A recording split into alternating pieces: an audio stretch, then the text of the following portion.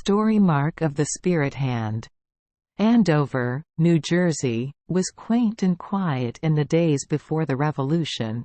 It is not a roaring metropolis, even yet, and as it offered few social advantages, there was more gathering in taprooms and more drinking of flip than there should have been.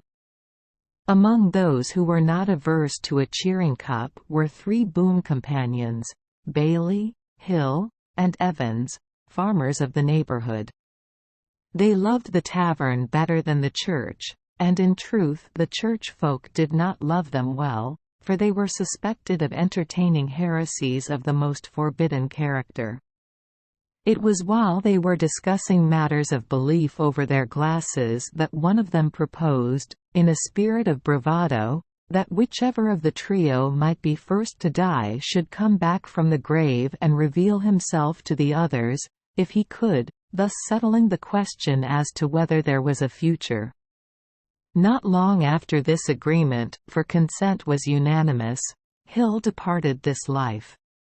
His friends lamented his absence, especially at the tavern, but they anticipated no attempt on his part to express the distinguished consideration that he had felt for his old chums.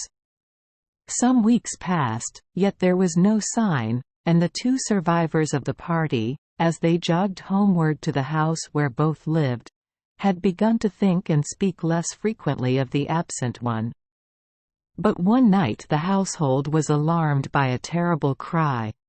Bailey got a light and hurried to the bedside of his friend, whom he found deathly white and holding his chest as if in pain. "He has been here," gasped Evans. "He stood here just now." "Who?" asked Bailey, a creep passing down his spine. "Hill.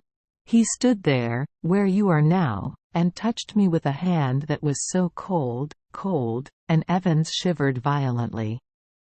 On turning back the collar of his shirt, the impression of a hand appeared on the flesh near the shoulder, a hand in white, with one finger missing. Hill had lost a finger.